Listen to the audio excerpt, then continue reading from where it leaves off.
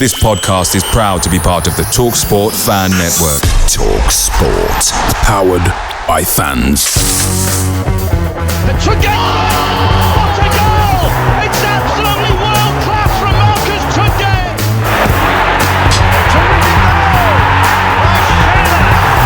Johnson puts it in the air. Aidan Flynn wins the It's the It's still with Lee Gregory. He's in the box. Tries to screw him. Is it going to be there? Yes! Oh my word! The Wednesday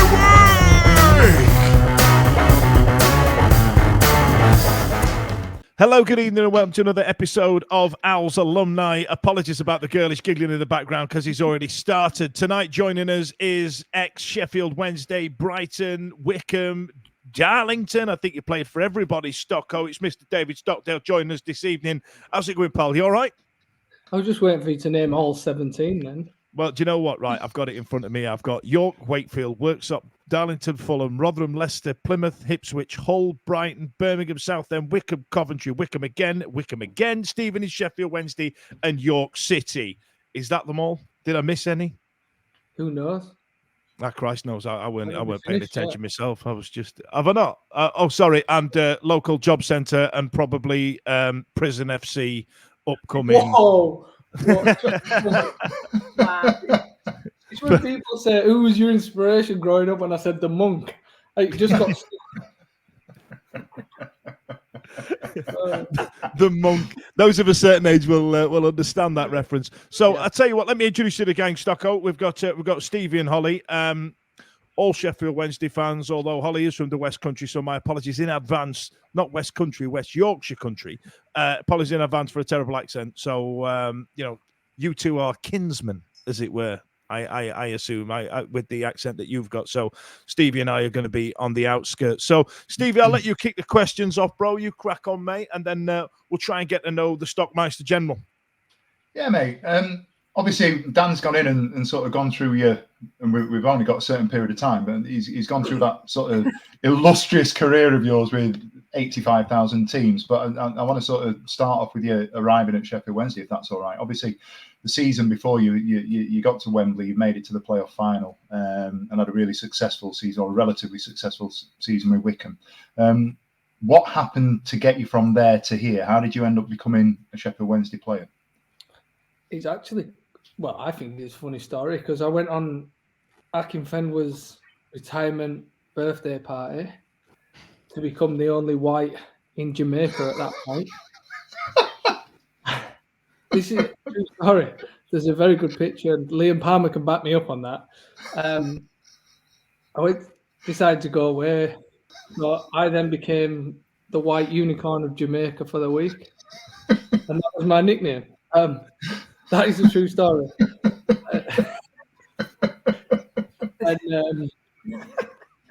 So I actually agreed to sign on at Wickham. No problem, whatever. The secretary went on holiday, and I was like, yeah, no worries, whatever. Like, I'm not actively looking for anything. When my agent rings and says, you might want to take this call. I thought, okay, who's ringing me now at this time? Darren Moore. Had a little chat. He was like, I'd like to take you. I was like, right, now I'm in a conundrum. So to be fair, I rang Gareth Ainsworth, told him the predicament. Obviously, I was travelling from Leeds to, sorry, I wasn't meant to mention Leeds, sorry, Holly. To Wickham all that season. So he just said, look, it's better for you. It's a massive club. We're not going to stand in your way. And they were really good about it. They said, look, it's good for us that a big club's taking players off us. Mm-hmm. So I can't thank him enough, and that's why we still have that relationship. And that was it, really. I went in, signed. Nobody was about apart from the club doctor. So I managed to tell him that. So I wheeled myself in this wheelchair, and he was like, anything wrong? I said, nothing at all. Said, played all last season, 56 games. He was like, right, sign here. And I went over to see Lindsay. And we actually had a little laugh. We said, so we were talking about the ground. And I said, the corner. I remember when there was seats in the corner. She's like, we can put them in. I said, we'll do it when we win the league here then. So we had a little bet, and it was quite an ongoing thing from there. So that was the thing about it. And we'd actually done a picture, and Akinfenwa will have it somewhere, of all of them stood around me on a Jamaica beachfront next to a jerk chicken shop. Brilliant. And you've got the worst tan out of the lot of them, I assume, right? Yeah. Hey, I'm the darkest out of a lot of them. Yeah, I thought you might. Yeah, I think you're talking about humour there. But like, do you feel like that the game you had against Sheffield Wednesday, you know, you did some tremendous shithousing on that game, some tremendous time wasting. You had a decent game against us towards the back end of the prior season. Do you feel like that's what put you on Darren Moore's radar? I'd like to think I did better than just your game, mate. You know what I mean? All right. He must have been watching when I played against Sheffield Wednesday before as well, you know what I mean? Yeah, basically put me down. So basically, you're a one-game wonder. Yeah, one game wonder. We just need you for one game. That's it. You only scouted for that one game. Amazing. Out of 56, that one game got you that move to him. He wasted about 30 minutes in that game. Let's get him in. Yeah. He only played well for 60 minutes. Rest you were just laid on floor holding ball. Yeah, goal kicks, yellow cards. You know, it gives you 30 minutes less to score past me. Well, I tell you what we did. We opened this art online to try and get some questions across Facebook and Twitter, and I've got like a collection of them. I've got some clumsily enlarged graphics of them here, and one of them does reference the time wasting here. It's from Steve Ellis. He says, "What were his thoughts on the abuse he received during some of his time wasting antics, and does he think he should have received more bookings for time wasting?" Well, number one, my main aim was to rile fans up. Right. End of story. And second, succeeded. Oh, it was unbelievable. I had some great, and you've got to take the shit. Sorry, but you got to take the shit when it's not going your way. Yeah. That's one thing you got to do. If it's not your time, it's not your time. You're gonna get it. And everybody knew what I did, so it would be the first minute, and they're going whistling and hurry up, you fat fucker. And I was like, I didn't know if you wanted me to hurry up or lose a bit of weight, so I was like, oh, make your mind up. It was just one of them things where, like, for me, it was game management. I'll do anything I can within the rules to win a game of football. And I feel like when I came to Sheffield Wednesday, Barry Bannon was like, the manager don't like that. I said, he might not like it, but he'll love it when I finished. And it was like, he didn't like that approach, but he understood it. And I think everybody understood it. And like when I used to go down injured, never once got injured. But in that time in the game, we were under pressure and people are like, right, I understand it now. And I think it was it Bolton we played against? Yeah. And, with the hand. Their manager said, if they had it on, it doesn't matter if you had it on. In that part of the game, we're attacking so much. Just the atmosphere and everything was getting on top. He just breaks up for 3 minutes. It's gone. We can't get it back again. And that's all it is. It's just. So, did you have like a level of autonomy then to be able to say, right, when the manager, whether it be Moore or his coaching team or Basso, or whoever it is that's sort of there giving out the instructions and the tactics, you have that authority to say, at this point, I'm going to do that. I'm going to manage the game in this way. I never had the authority. I just did it. And that's like, it's like a thing like, you don't tell Barry Bannon to go and get on the ball and do something special. Mm-hmm. He feels, he knows when he can do it. It's that kind of thing in a very untactical, technical way. It's like people look back and go, it worked that, to be fair. In that moment, we were under pressure. We weren't getting things right. Right, I'll go down for 2 minutes. Manager has a chat. They lose all momentum. My finger's, it's bent anyway. I just broke my finger. Ref would go, oh, yeah, it's bad that. And permanently. Yeah.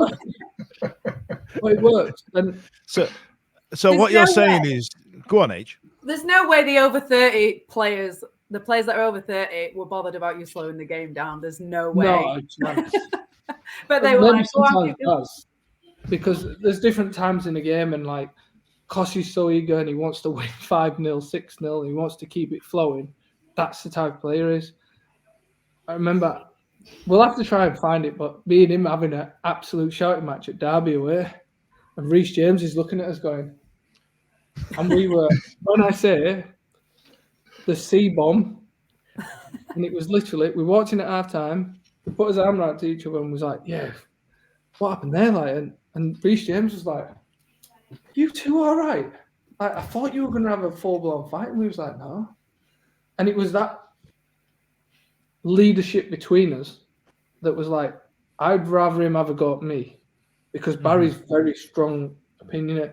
I can just go, all right, Baz, no worries. And then he'll just go off and do his thing.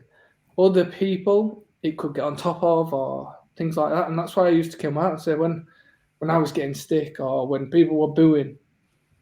And I like to think that Darren Moore brought me in for the experience of playing in front of big crowds. Yeah. And it was basically to go, all right, guys, no worries. Because afterwards I could go, yeah, blame me. Then you've got your young players like Fizz and Dennis. Dennis knows me well. I did it at Wickham. I protect those players. Even when I'm not in the team, I'm going up. When Cam saved the penalty, it was I love Cam. I wanted to say well done. But for me, that there, and I said to Cam, this will show him. You know, when they say, is there a bit of a thing between them? Is there, this shows the togetherness. And then everyone goes, well, that's good. But that's me anyway. So what it does is everyone like leans on you a little bit. So when we're having the Rocky stage and we played Cheltenham and Lincoln, the gaffer brought me in and said, I need you to steady the ship stocks. Take the shit for the lads. And that's why I went out and did the interview after Cheltenham. That's why I went in, and because it was all about me taking the shit, let everyone regroup. I didn't want to get dropped, but he said, "Look, you've done the job that I wanted." And it's shit sometimes, and people don't see it, and it's like, but you have to know what your role is best for your team.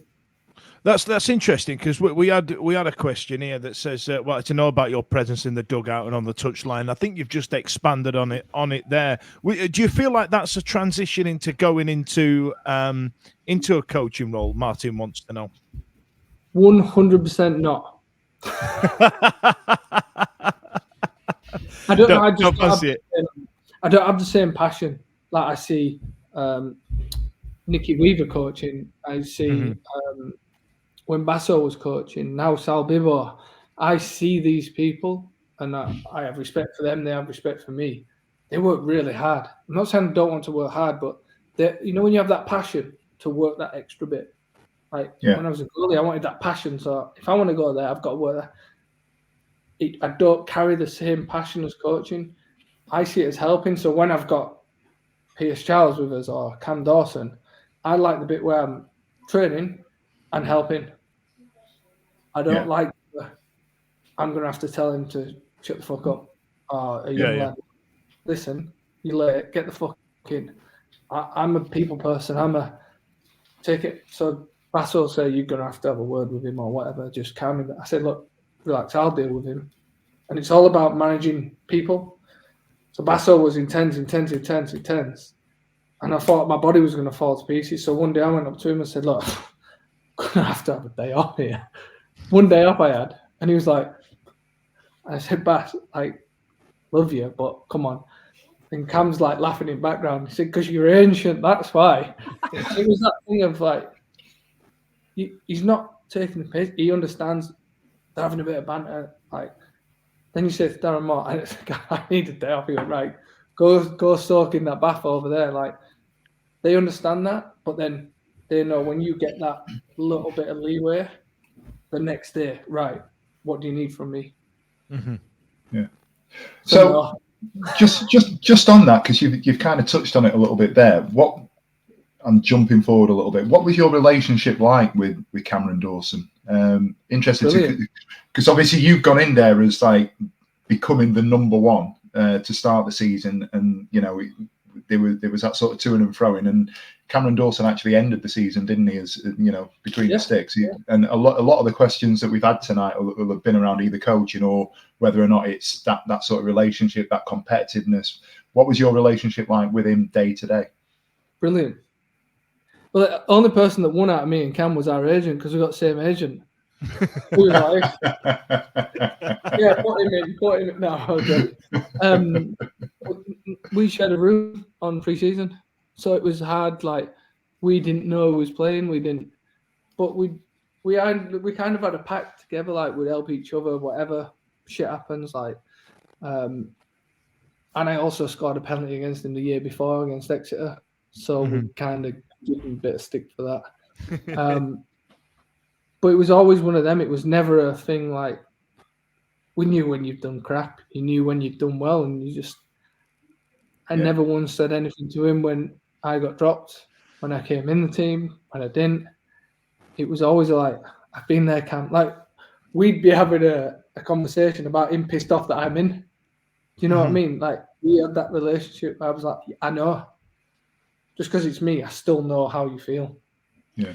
Do you feel like he learned something from you in terms of that? Because bear in mind, Cameron Dawson's been at the club for a number of years, and he has seen off a number of people brought in to replace him, and he must see it coming, right? You know, you think he had to share the gloves with Joe Wildsmith. You know what I mean? You came in, Davis Vasquez came in, and he's seen off a number of people that have tried to come in and take that shirt off him, and he's always ended up back in the sticks by the end of the season. So do you feel like having you as a mentor in terms of that mental strength, that's kind of helped him deal with it when it came with Vasquez this season, for example? I think he's had it before, but I'm not sure if he's had the, I say, support around him, like that goalkeeper support. I'd like to hope that he'd learn some of the things that I'd said. But he's a good enough goalkeeper. I know he's a good, and it pains me to say it, but I think he needs to leave. Not because he's not good enough. I think he needs that fresh start, because he's always going to be one of your own. Yeah, you're always harsher on your own kids than the other kids in the playground. Do you understand what I mean? Yeah, I agree with you. It's not me being. I still think he can play this level. I still think he can. Look at what I did at Exeter. New lease of life. To get promoted, he's one of the main men. To then not being the main man, it's tough. But everything he's earned, and look, I say that openly. I'm not telling him that he's not good enough or the club should release him. That's not what I'm saying. I'm talking on a personal level. I think he should go like Joe Wildsmith did. Find his club, whether that be Exeter or whatever. It could be anyone apart from Sheffield United. And Leeds. Yeah, don't do that. So you mentioned chopping and changing it between you and Dawson, and not knowing until like later on who's actually going to play. But as an individual, how does that affect your mindset going into games if you're not playing consistently every week? Did it affect how you prepared for the games, or did you sort of know who it was going to be? Look, when you're in the net as such, you kind of get a thing where you either the team's having a bit of a downfall or you're just low in form. It's easier when there might be a younger lad that's inexperienced behind you, but when there's someone like Cam, you get a feeling. It's funny in football, you know, when you get that feeling that, oh, could be time, and then it comes. You get to see. Me and Darren had a very honest conversation. Said, let's agree to disagree and get on with it. He was like, fine, shook my hand. There you go. As soon as I leave the room, it's done. I cannot change his mind. And then you have to wait. Because as a respect to Cam, he waited. So I'm going to wait. And that's how you build up a trust within the changing room. It starts from the keepers, and then the lads see like, oh, not that he's not bothered, but he's on at everyone. He's still around the lads. He's like, and I remember Domayoff saying, Stocks, if you lose your head, we are fucked. Because it was that resonated with me, because it was a point of like, I was just having one of them days, like things didn't go right in training. Right, I'm fucking going home. I was like, if you lose your head, we're fucked. You keep the ship not me personally together, but I was part of the whole group of. Mm-hmm. I would always stand up for the lads if something needed saying, something awkward needed doing, if someone needs to take the shit, I'll do it. No worries, I've got this, lads. Yeah. And that's why you had the microphone bringing everybody on stage at the celebrations after the playoff final. That might have been why the chairman got me off the civic stage. But I think I've proved myself now. I actually did some at the presentation. Like, it was weird. Like, me and Cam just said, "Oh, we're going to do this game with you. You're going to come and talk." I said, "Hang on a minute, you didn't ask me." So I took the stage, and it just happened that I got the microphone. I said, "Listen, mate, you're a bit boring. You." I ended up with the gaffer up, Liam Palmer's wife, and a few others playing heads and tails game. Brilliant. But it did actually look like it was the S Club 7 doing a dance. Tragedy. I just said, "Pick your fingers," and the gaffer went to go ahead, and I went, "Tragedy." Well, I knew I weren't playing for the rest of the season from that point. That's you retiring in that moment. Now you touched upon it earlier, Stocks. Here we've got you're in. I want to talk about more dressing rooms. So you were in goal for the Brighton playoff games, and you spoke a bit on it. But what were your thoughts about Hillsborough and that side that year?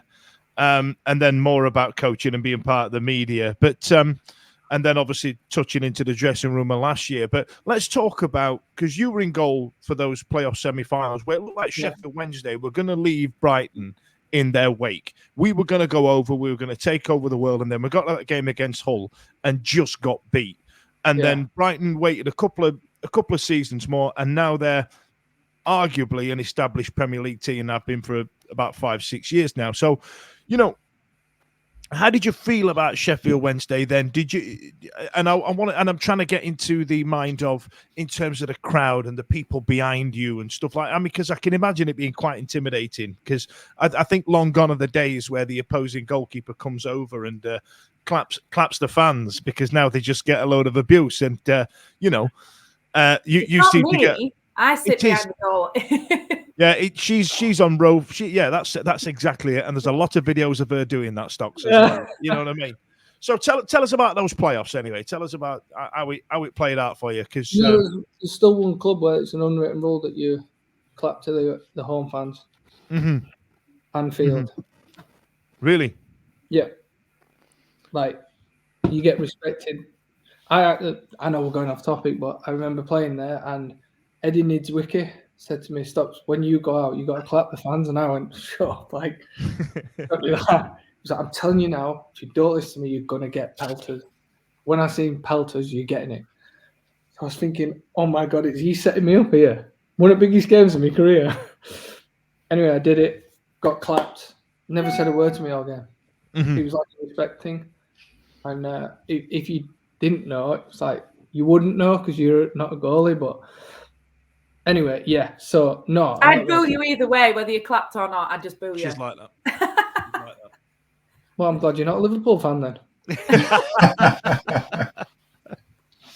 No, I always look. I've always grown up knowing Sheffield Wednesday was a big club. I was a Kevin Pressman fan because I might have been on the bigger scale as a goalkeeper, let's just say, and the penalty. It was the unflattering shirts of the time, I think. It wasn't KP.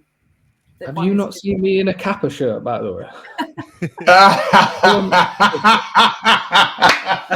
tell you what we did see, Stocks, when we announced the kit that season and you were chosen as one of the models to model the kit that season. They stood you next to Cam Dawson, who's 6'3", like a beanpole and jacked. And then it's like, yeah, Chubbs, go and stand next to him and sell these shirts for us. Like, stitched up there. Is he? I was like, oh, all right, Photoshop. The worst thing is, I was like, right, so have you got an extra, like, I brought mediums and larges. I was like, what? Put me in the boxing gym where everyone gets fucking fit. Tell me to jump over the fucking ring and then put me next to fucking Tariq and fucking people. Dawson. But the thing is, you've got to be able to back yourself, and that's a separate issue where I've also known that I've had to be better in certain areas because of. It's one of them things where you get asked, like, do you think you'd be better if you were thinner? I said, do you think I'd be worse if I was fatter? It's a good way of putting it, because you look at the players that, I grew up with, like Neville Southall, Nigel Martin weren't exactly big KP. And Gorham, right? He was a big stag. Like, and when he's bearing down on you, you don't want to get in his way. You know what I mean? And then Schmeichel turns up with his bloody flat top. Yeah, what are you doing? Yeah, ruined it. Do you know what? The thing is, though, I think we had this on the podcast last year where it came up, or I've heard you talking about this. You're not actually in bad shape. Do you know what I mean? The irony is. Yeah. I'm telling all the others, will you fucking stop running and doing shit like that? Because it makes me look bad. I'm doing all right here. Like when I retire, I'll be like, look at him, he's all right, Yeah. I go with other dad bods. Just be stood on beats like, all right, mate. Like, I'll look all right, but compared to these athletes, and that's what it is. Football's football, like, everyone's going to have an opinion. Everyone's going to say you should do something better. But if I did all the things that I was meant to do better, I don't think I'd have been at the clubs that I was at. Yeah. You know what I mean? I've had some good memories, and it's all about. I was just telling my son, we've just come back from football training. That's why I was a bit late. And the coach was saying, it don't matter who passes to who or who scores the goal. You can win the league tomorrow, guys. Like, would you rather win the league or get raised for one goal? And it was just one of them things. It's like whatever we have to do to get promoted. Mm-hmm. Which, just on that kind of brings me back to the next sort of thread that I'd like to pull out, if that's all right. You've come in, you've signed, Moore's got you in. Everything's sort of in your favour in terms of leaving Wickham and coming to Sheffield Wednesday. As you come in at the start of pre-season last season, was there a message, a consistent sort of approach from the coaching staff to say, right, this is where we need to be this season? Did Darren Moore say to you, right, we're going to win the league, or the target is winning the league, or was it promotion, or was it just getting up, or what was the expectation amongst the players at the start of last season? I'll take you inside any change room or anyone that I've been in is we're winning the league. Because if you go, let's stay up, it's like, well, what are we going to do here? Fighting against ourselves already. So that was and look, in Sheffield Wednesday, like, if you're not saying to someone, I'm going to win the league, at that point, people are like, you do know who you play for, don't you? Like, and this is no slight to other clubs. It's just shit. Welcome to Sheffield Wednesday, and here's a boo to go with it. Boo. The boo's part of the signing on fee, like, you know what I mean? Yeah, like, you get that for free, like, you know what I mean? From both sets of fans. 5,000 boos if you want. Yeah. It's interesting. So, like, we went on that run, broke a load of records and stuff like that. And then you mentioned games against Lincoln and Cheltenham where it was starting to turn a little bit. And like you said, Darren Moore kind of dropped you in to take a few of those pelters. And, that Cheltenham game, had Dennis Adeniran not smashed it against the beans on toast, it'd have been a different story, right? You know what I mean? It'd have come back from 2-0 down, torrid rain, and Sheffield Wednesday have dug deep. But, it ended up 2-2, and we kind of lost a lot of buffers around that area and stuff like that. So the mood in the dressing room around there, I bet Barry was doing his nut, wasn't he? Yeah. Barry will do his nut if we win 5-0, you didn't give him a perfect pass. But that's not a dig. That's a perfection. Because he's a winner. Yeah, I know how to deal with that. And that game, when I came out and did it, it got quite emotional, and it wasn't meant to be like that. I said to the lads, like, this could be my last season playing football. I'm not letting it go to shit. My son was crying at Wembley last year because his dad was shit at Wembley. So I'm not letting this happen this year. Like, this ain't going down. And, like, people kind of said, oh. And then I said it in the thing, and everyone was like, oh, it actually means something. And I'm like, why would it not mean something? And I think that's where people just thought, you know what? Like, let's just fucking go for it. And it was topsy-turvy, but we had some great nights. And those are the points where you have to... I always got taught that if you don't show vulnerability to people, you can't become a leader. No. Because once they see you're vulnerable, they're okay being vulnerable. Yeah. So it's about saying, I've been there, I've been vulnerable, but look at me now. I've come through it, I've done this. And saying that night, look, yeah, sorry, my fault, or yeah, I made this mistake. Everyone, like, we could have won 3-0 or 3-1, and I made a mistake, and everyone goes, yeah, but we would have won. We might not have won if I don't make that save. Everyone's talking about you. They're not talking about someone who missed a chance at the other end that's 19 or that kind of thing. And I just go, okay, no worries. I'm still going home to go to sleep. Holly. What? What have I got to No, that's it. Do you know what I'm going to do? I'm going to put an advert in there. I'm going to... Holly, have you got a question? She's crying, it's fine. Thanks a lot. Yeah, thanks for bringing all that emotion back up of that Cheltenham game. I didn't have a question. I've got a question. If I've got a question, you know, we're talking about this run, and I want to go to the 96 points because 96 points is fucking ridiculous. By the way, the run that we went on, 23 games unbeaten, 96 points. Any other year, we pissed that league. And I genuinely believe that at times we were comfortably the best team in the league last year. Yeah. But every time, as a fan, you're walking out of Hillsborough, every time you pick your phone up or every time you get to the end of the game, you get a bit of signal on the south where I sit and what have you. You're looking at the Plymouth results. You're looking at the Ipswich results. You're looking at everything else that's going on. How mental was it? How did you find it that you're on that run and then you have literally a 2-3 week sort of dip? And then you're playing catch up with Plymouth and Ipswich because of the run that they were going on. Was there ever a point where you were like just fucking pulling your hair out and so forth? Did you ever worry about what was going on with other teams, or was it just we'll worry about us and we'll do what we'll do? What was the feeling? It was funny because at the start of the season I was like 90 points, lads. That'll do us. Got to 90 points. And lads was looking at me going, "You still fucking 90 points." 99 then.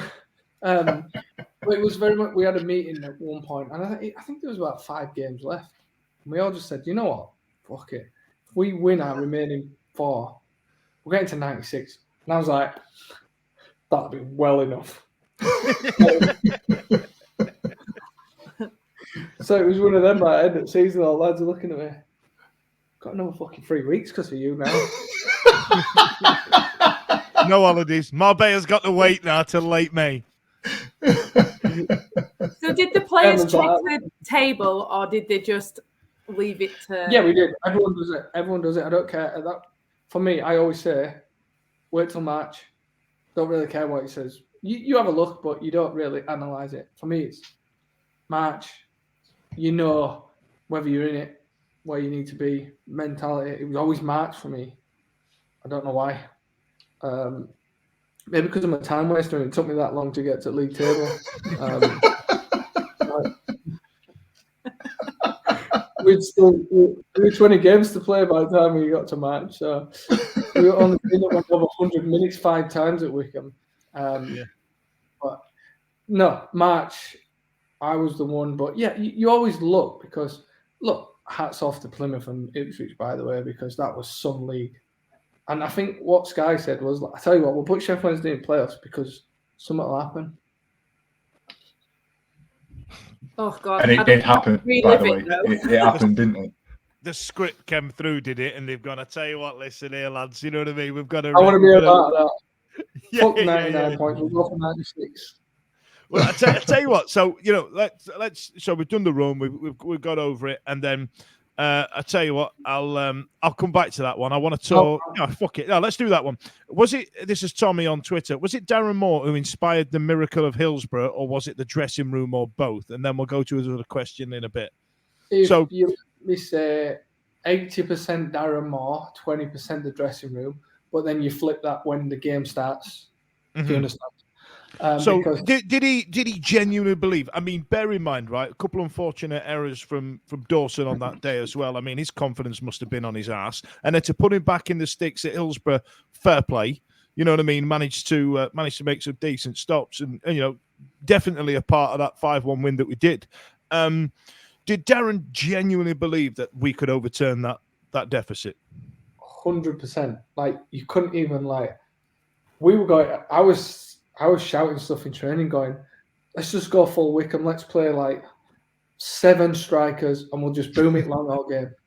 They were meant to score. We've got to score, and that was just floating stuff about. And I was like, "Let's just fucking bang it. Let's just go for it, all out, gung ho.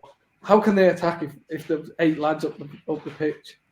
And then we had loads of meetings, and it was all basically showing the greatest comebacks, the Barcelonas when they did it, and Liverpool at the final. And it was slowly just mentally getting you used to it being normal. Mm-hmm. And we practiced penalties for a whole week. Everyone took 2 penalties each. We had crowd noise on. And I'm like, "Gaffer, I love what you're doing, but if we score 4 goals, we ain't not scoring another." Which turned out to be true, but we let them in. My thought was this is never going to penalties, because if we're scoring 4 goals, we're just going to trounce it. This could be 6. Mm-hmm. Sorry, you're right. I mean, you're not going to stop scoring goals, are you? You know what I mean? But when they got that one back, I mean, Hillsborough for 30 seconds went flat as a witch's tit, and then all of a sudden it erupted back in again. I'm going to try and get you to blow some smoke up the fans' arse here a little bit, but does it help? I mean, because we've had players on before talk about when it's toxic at Hillsborough and the crowd can get on your back a little bit, and we touched upon it with Cameron Dawson a little bit. But when they're behind you and when they're up, does it genuinely help, or does it put you a bit on edge, or do you feel like it's bulletproof? That night, the whole thing really, it even shows a contrast of people at Peterborough. And looking back, you go, "Oh, why were you being like that at Peterborough away?" I'd be like that. We were like that on the bus. It was the worst thing ever. Well, it wasn't now, because now we know what happened. All part and of it the was master the best plan. thing ever to give you the best ending ever. Well, you can't argue with that. I nearly really did a bad analysation there, but it's too censored, my analysation for that. Yeah. Remember, it started with bad and you had a happy ending. Listen, you think for yourself what I said. Okay. Yeah, we were trying to think of a better name than the Miracle of Hillsborough, so we will just go with Stag Do at Bangkok or something like that. You know what I mean? Because that's more fun, isn't it? You know what I mean? Listen, you're speaking from experience, aren't you? Listen, I was young. I need the money. Stevie, get me out of this hole quick. What, you being young and needing the money? Never mind. You were talking about the fans. Do that. The fans. Sorry, yeah. I don't know where we went from happy endings to fans. Look, shit happens. It's massive. It's just one of them things. And I was actually talking when I did the Blackburn Chef game. Mm-hmm. Sheffield Wednesday, sorry. By the way, I got told off for that. So you should. Yeah. Someone said, by the way, it's not chef. But I was trying to be quick in my question because the man behind the camera going, I said, I'm time wasting. I can't remember. But yeah, I was talking to them and he was like, the guy was saying, I remember being at the game. No, I think it was Michelle Owen saying she might have been at the game, the Sunderland Wednesday game, the semi-final, and she said, "Oh my God, it was the maddest place ever when they scored." Yeah, and people feel it. It's like you don't feel it fully until you're in that pitch. You know what I mean? Because even as a fan, you're around people, you think, "Oh yeah, it's great looking out," but in that moment, when someone's hugging you and you can't feel your face because the scarf's in it or a sweaty armpit, we're all there looking around. It's hard to tell you. So it's like, oh my God. But then when you get in pelters, you're like, where's the fire alarm? Literally, you think we can force them out of here or something? But you've got to be able to take good and bad. Mm-hmm. How does that atmosphere and that sort of experience, and I'm fanboying a bit here and hoping that I get a decent answer. How does that experience for you, who's played at the top level, how does that compare? You know, as Wednesday fans, we believe that we are, you know, a phenomenal fan base, but you know everybody else does. What's it like in comparison to some of the other teams that you played for? It's so like. Well, let's just say let's go back to the Sheffield Wednesday Brighton semi-final. Mm-hmm. I remember it vividly. And I remember when you scored the second goal and I was thinking, oh my God, hellfire's raining down here. We went down to 9 men. So we was thinking, I remember saying to the lads, if we keep it at 2-0 here, it's like a win. And then we rained hellfire on you down at our place. I think we hit the bar twice, post it. Yeah. Look, it was what it was, and you went through. But what it was is like, we was thinking, again, I think a time wasted there, because it was literally like, we could get slaughtered. But if we just hold on, lads, hold on for 2-0, we might have a chance. So we knew it. And even when, like, we used to say, we were Wickham, coming to play you. I think we beat you Wickham at Hillsborough. I can't remember. The year we went up in the playoffs. I think it was 1-0, wasn't it? Yeah. Was it 1-0? 2-1. 2-1, I think. We scored. I've had a beer since then, bro. You know, I've still got hangover from the miracle of Hillsborough. I might have as well. But anyway, what it was is we would say, if we get on top of them, the crowd will kill them. Mm-hmm. And that's why I used to try and say, look, stick with us, like, honestly, because it could turn the other way if we don't. And that's just what people might say. But they also say, if you let the crowd get behind them, you're on an uphill struggle. And that's why you try and say to fans, please let us start well. Because that second leg against Peterborough, I kept saying to Blair, who does the show as well, I was sat next to him saying, if we get one in this first 10 minutes, we're going to absolutely rinse them, because we'd have come out of traps anyway because of the deficit to overturn. And when Smudge got that penalty after 8 minutes, there was part of me that was like, well, we've done this now. So we was like all out, 10 minutes, all out. Like, there's plenty more time, but 10 minutes, even if we went all out and they caught one on break, you've still got some time. Mm-hmm. And we scored, and it was like, you could see Smudger, like, nobody like celebrated. Get back there, we're going to get an up. Gregors, have you seen anyone ever in the 20th minute going to grab the ball off the keeper? Yeah, he had a tear up in the back of the net, didn't he? People miss these moments where when you look back, you're thinking, that was written for us. Yeah. Like when we went, they scored. How Pato finished that was like he was having a walk in the park. Like how full Baz was and Marv to do that in the 95th minute, and not one of them had a shot. Yeah. Because you've got the big headband at the back post. You know what I mean? It's like Flint is at the back post. Hang on a minute. You know what I mean? Yeah. And it's little things that people, when you're in the heat of the moment, and then I nearly ripped my hamstring trying to run down the wing. To get in that pylon. Yeah. Still been naked. Someone hugged me and like, stupid fan, get out of my way. What's your time? Get over there. Go on, Stevie.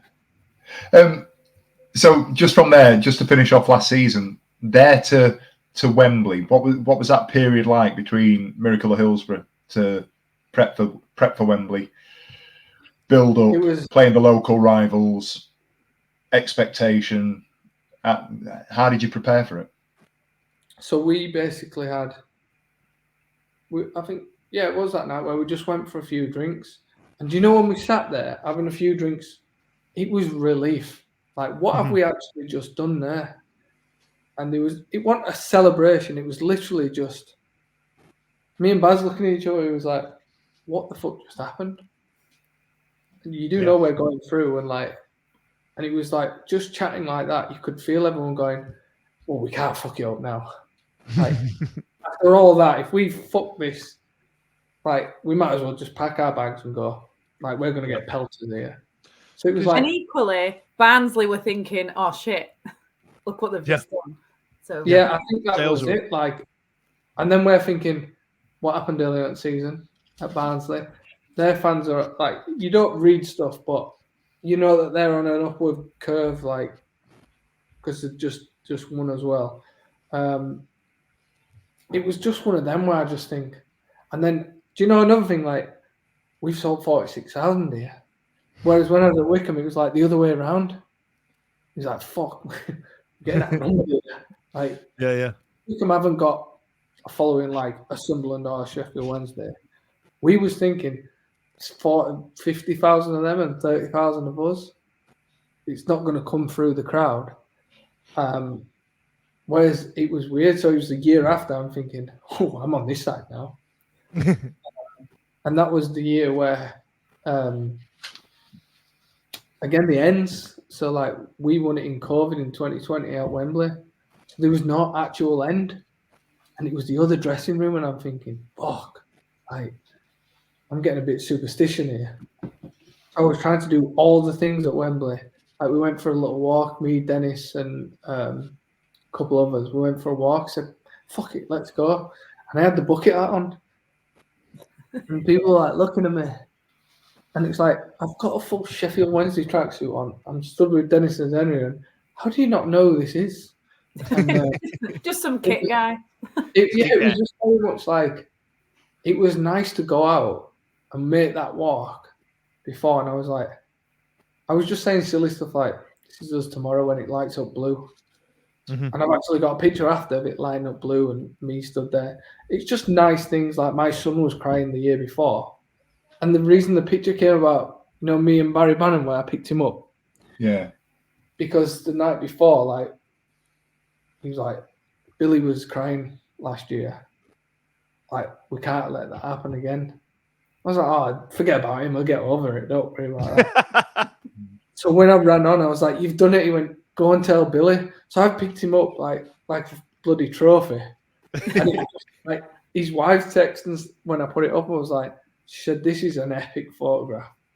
But you don't think about it at the time. Like, and that was it. I just turned around to try and find my son. I said, what are you doing? You're crying again. He was like, yeah, but we won this time. Because I made him, like, he was 10 and I made him watch Sunderland lift a trophy. And he said, why do you do that? It's because it makes you want it more. Like, and when you do win it, like, it's special. It was, I said it at John, it's a great learning curve as a dad. When I was hurting, being able to do that made it a little bit easier. Yeah. And then they bring it out on Netflix, which makes it a lot harder. Yeah, I can imagine having a full-on professional camera crew documenting your demise must be absolute banter for you to watch Backstocks, isn't it? Lads, like, put this on. Fuck, I don't want to watch that. Yeah, you know, I'd rather watch. Yeah. We'll fast forward that. Even though it's probably the culmination of the entire series. It's probably the last episode, isn't it? I tell you what it is. So we've got we've talked about Cam Dawson a bit. Do you remember both Ross Wallace goals at Hillsborough in the semi-final playoff was from Harry? Harry? Yeah, he's texted us in and said, "Do you remember Ross Wallace scoring?" Not to do one. I'm not answering that. Why is he bringing that up? I don't know. I think I'm only joking. Do you know what? I only remember the one because I thought I should have saved it. The one where he's cutting from the right. Yeah. From the right, and we went through it after, and I thought I should have saved it. So but didn't Gary Hooper bosh your defender out the way? That was at our place. That was at our place where he pushed to his stone. Oh, is that not the one you mean? I remember he's all right for an old fella, isn't it? Yeah, it does all right. So I've got this other one here from the interwebs. It's a bit of a profound one. This is from Jez. He said, if he could play in any game again in his career, which one would it be? Obviously, it don't have to be for Sheffield Wednesday, but if there's one that sticks out that you think, do you know what? that was the one. That was preferably the one you played in, because obviously it's easy to go down recent history and talk about, being around the team with Peterborough and Wembley and whatnot. But if I had to go back to one and relive the moment, because I didn't, when people say you've got to take it in. So I was stood in the centre circle at Wembley. People have got photos of me, like just stood there while people are celebrating. And I said, I promised myself, if this is the last one, I'm going to take it in. I go back to when I played Fulham and I saved the penalty against Manchester United. Yeah. I can't remember it that well because it was like, it's Premier League, it's the norm. Yeah.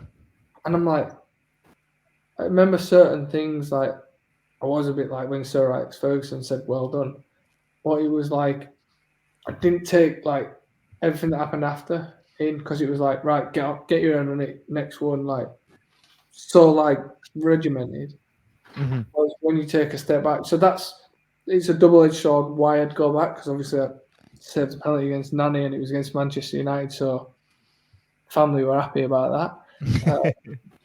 And we picked up a point at home against the champions.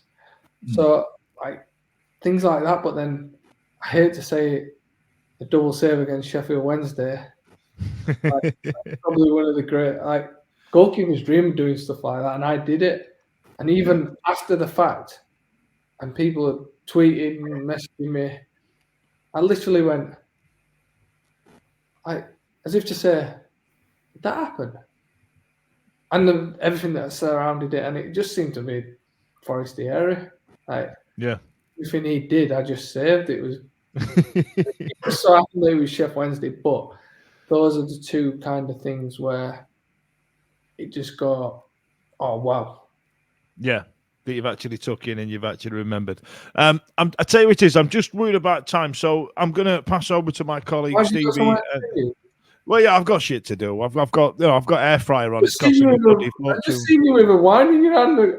I know, but yeah, I tell you what it is, I've run out of wine stockers. That's what it is. Tell you what, you get yourself a wine and we'll have another hour. Yeah, you just talk amongst yourselves, lads. I'm going to get my centre top up. I'll talk to you in a bit. Yeah, go for it. He is genuinely going to go and get a wine as well, by the way. Yeah. Right, bring it back to Wembley for me then, mate. What were the celebrations like after that night, that Sunday, coming out of Wembley? We've seen all the. He's got no recollection of this. There's nothing there. I think just for me, I'm going to bring him up because for people that listen to the podcast, I'm a massive Liam Palmer fan. I think he's absolute salt of the earth. I think he's just top draw. Yeah. Absolute fanboy. Yeah, I'm the same.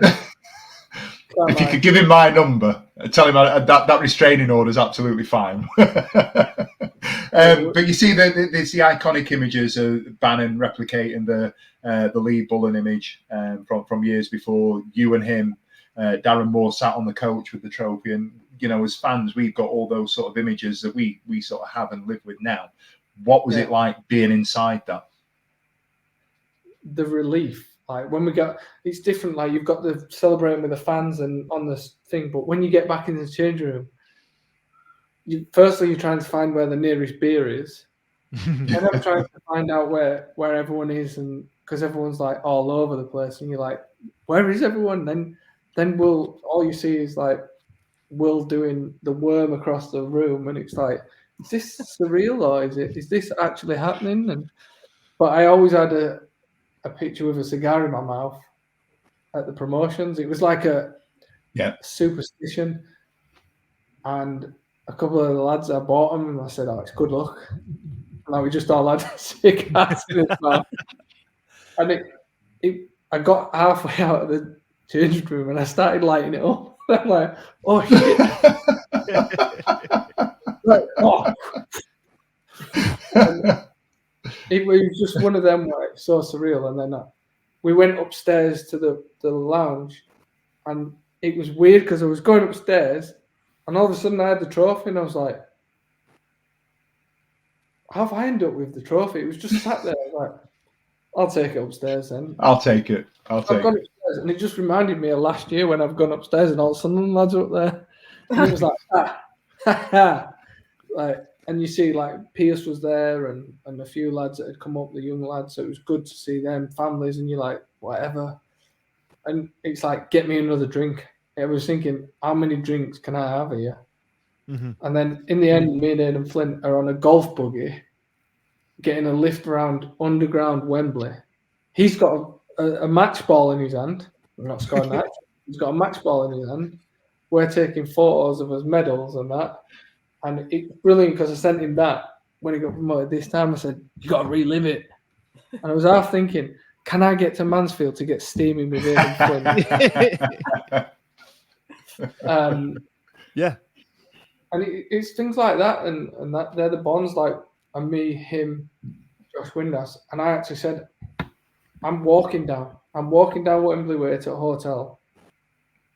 And it was like everyone's gone back to Sheffield for a party. I was like, where the fuck is everyone?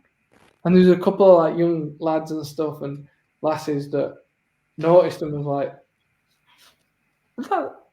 And I was like, and then they ran over and he was like, oh my God, how have we got this picture? And it was just a nice feeling to walk down Wembley Way back to the hotel, seeing the blue behind us and thinking, I need a drink.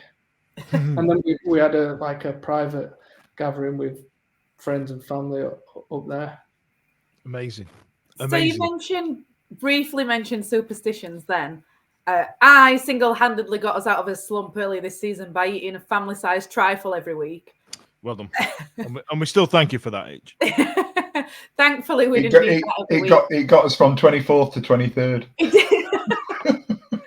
It got so how many trifles are you having this week? Pardon? How many trifles are you having this week? She's got a swimming pool, Stockers. She's going to dive into it, like Scrooge McDuck. You know what I mean? You just try and eat your way out of it. That's it. Willy Wonka the third. Yeah.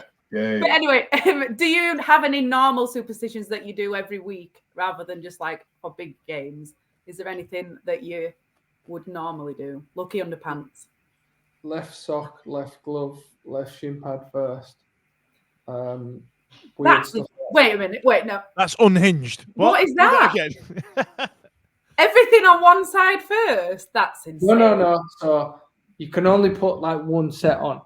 So shin pads, my left would go on first, then my left sock, then my right shin pad, right sock. I thought you were trying to put stuff on with one glove on. Hang on a minute. Put my left glove on. Oh shit! I've got to put my right sock on with a glove. With one hand like. The superstitions and weirdos. Yeah. Lance, come and put this sock on for us, kid. Yeah, I've got a claw here and I'm strapped in. I can't do it, Baz. I've got this on.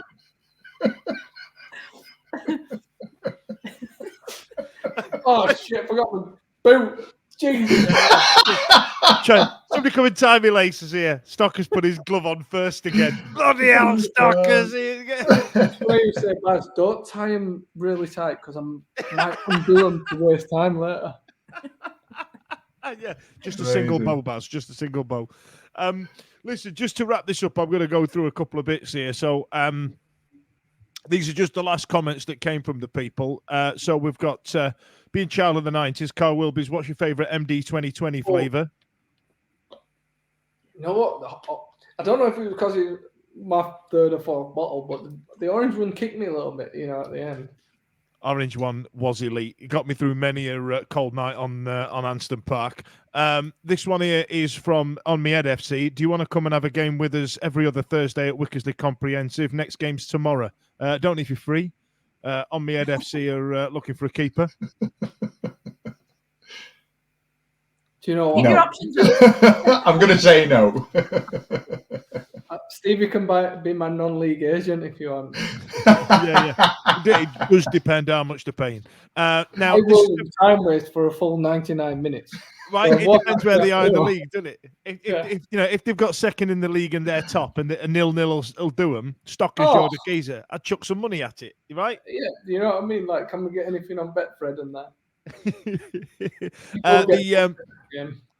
Now, this one here, and I've got a few visual aids on this one. So the comment that came in was from Liam Anderson saying, does he still think the cowboy hat was a good look? And I've got that as a visual aid here. There's the cowboy hat there.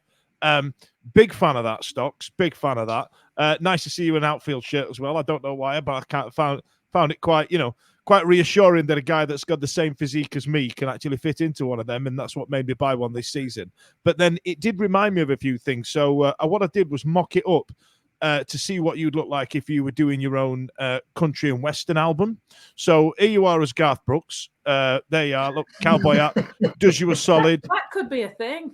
So for some reason, it's done a lot for your complexion as well. You haven't got the red cheeks after that. Or you can be Willie Nelson as a sketch there. Not a great look for you, the long hair. So if you were planning on got to be one here that I'm nicking for my Instagram. Yeah, that's right. Maybe my LinkedIn photo. Well, I tell you what, if this next one doesn't send you viral, then I don't know what is, because this one's a #1 country album and Billboard #1. There you are as Beyonce in Cowboy Carter. You didn't Photoshop his bum onto it as well. Well, I wanted to go the full hog on it, so to be fair, I look decent, Yeah, I tell you what, that one there, mate. Wood. Is the he's having it. He's absolutely having it. Yeah, look put that back up a second. Yeah, what the Beyonce one there?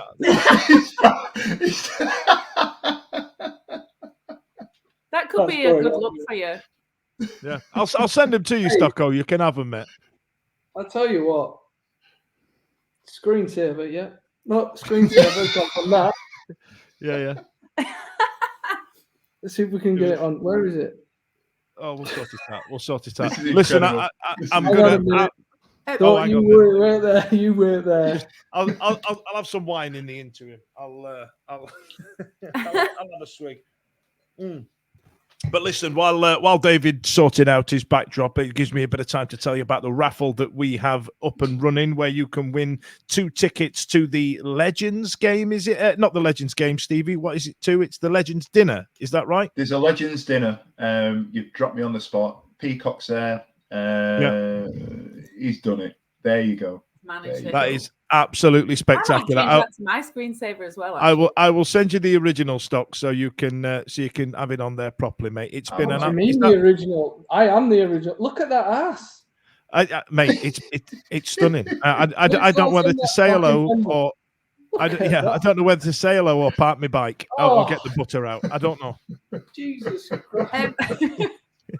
Right. I don't have to go into this, but I did have a question for you. Go on, H. Well, not really a question, but it's been a year since the Women's Supporters Group came about, and you are an ambassador for that. So I just wanted to ask you about that, how that came about. Am I a fully fledged member now? That's the uniform. There you go. If I don't see you in that next time, well, I'll be in it. You know what I mean?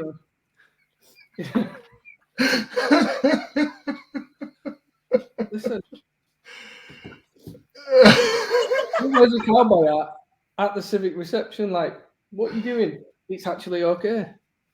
Like, it's one of them. I think you rock it, mate. I think you rock it. But tell us about the Women's Supporters Group and the work you've done for them. Yeah, go on. Let's get into that. They got in touch to give me about $100,000 to do it. So I thought, I'm only joking.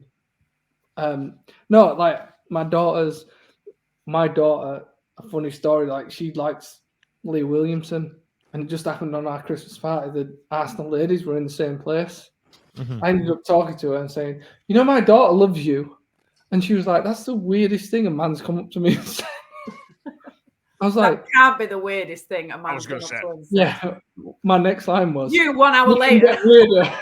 We can go there if you like, Lee. I may have had a couple of MDs, you know what I mean? But no, she did a video for my daughter, and look, she loves watching footy. And she always comes now, and like always comes with me. Like even when I'm watching a game, I was looking at players or whatever. She'd be like, "Oh, what about that one there?" And I'm like, "Yeah, that we're looking for a striker. That's the goalie." But anyway, she's not that bad. she just likes to be in that environment, and I think it's a great way of showing people that you can go. Everyone gets enjoyment. It doesn't matter who, a child, man, woman, whatever. You get enjoyment. I never got to take my son to a football game until he was 4 or 5 because I was playing. People forget that. Then she wanted to come, and it was like, so now I won't say who we go and watch, but we have to take it in turns because, Holly, don't say it. But like the game that I came to Sheffield Wednesday to watch, they came with me. Do you know what I mean? It was like, it's always a nice thing. And it don't matter if it's my son or my daughter, I'd still get the same thing. And that's what I think how it should be. And that's why I supported the group. Amazing. It's the best group. It's the best group. I can't wait for our Christmas lunch now. There you are. I hope you're going to wear that Beyonce outfit, mate. I was just about to get it up there. Right, listen. I'm gonna knock this off. Stocks, thanks a lot. I'm gonna stop recording now. Stay on the line after, and see you later. This podcast is proud to be part of the TalkSport Fan Network. TalkSport, powered by fans. It's a goal! What a goal! It's absolutely world class from Marcus today.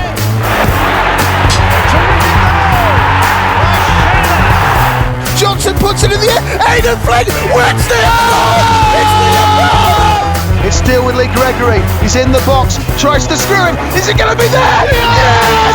Oh my word!